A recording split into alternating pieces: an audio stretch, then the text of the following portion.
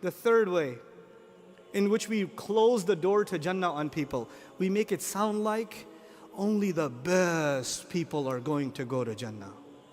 But you, unfortunately, you could try, but look at you. Seriously, Jannah, you, come on. Allah says, سارعوا إلى مغفرة من ربكم وجنة عرضها كعرض السماء والأرض أعدت للذين آمنوا بالله ورسله. Subhanallah. He says, why don't you try to rush towards Jannah? By the way, if you rush towards Jannah, that actually means that you're on a road. Yeah?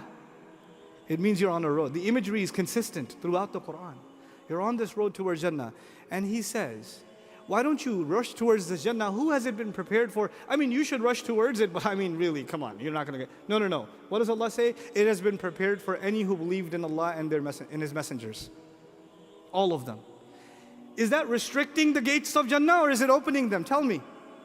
It's opening them. And it's such a wide opening that it's an extra gift of Allah that we did not expect. So in the very same ayah, He says Himself, ذَلِكَ فَضْلُ اللَّهِ يُؤْتِيهِ مَنْ يَشَاءُ وَاللَّهُ ذُو الْفَضْلِ الْعَظِيمِ. He says that is the favor of Allah. He gives it to whoever He wants, and Allah is capable and possesses great favor. This is a huge favor He gave people, that He gave them hope that they can make it to Jannah. And what do? Every chance we get, wallahi, these people are... How can you tell you're a munafiq? How can you tell you have shirk inside of you? None of your deeds will be accepted. You are going to go to Jahannam. Oh my God, man. Chill out. Are we reading the same book? Let me tell you something from the Quran. لا يصلاها إلا الأشقى. Before I translate this ayah, listen to this example. It's a silly example, but it'll get the point across. The Department of Motor Vehicles, there are traffic laws. You guys are familiar with traffic laws unless you're 17 years old. But, if you're familiar with traffic laws, listen. They say you will get a ticket if you speed. You'll get a ticket if you what? Speed. Does that mean you will only get a ticket if you speed? No. That means one of the ways you can get a ticket is what? Speeding. But there are other ways to get a ticket, right? But what if it said, no one will get a ticket except the one who speeds? If I say it like that, nobody will get a ticket except the one who speeds, then what are we saying? Everybody else is what? Off the hook, no problem. The only crime is what crime? Speeding. Now listen, Allah does not say, يَصْلَاهَا الْأَشْقَى. The worst, He will enter the worst people into hell. He will throw the worst people into hell. If He said that, then the room is open. The worst people will go to hell and not that bad people also. He didn't say that. He said, لا يصلها إلا الأشقى. Nobody will go to hell except the worst kinds of people. Al-ashqa, the most wretched, the most miserable, the most evil kinds of people. Those are the ones that are gonna go to Jahannam. What is the concept that most Muslims have in their head?